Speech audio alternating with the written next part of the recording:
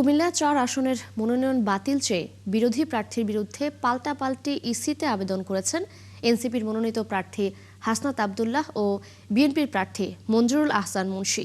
শুক্রবার মনোনয়নপত্রের আপিলের শেষ দিনে নির্বাচন কমিশন বরাবর এমন আবেদন করেছেন তারা। এর আগে বৃহস্পতিবার ঋণ খেলাপির তালিকা থেকে বিএনপির প্রার্থী মঞ্জুরুল আহসান মুন্সীর নাম বাদ দিয়ে হাইকোর্টের আদেশ স্থগিত করেন চেম্বার আদালত।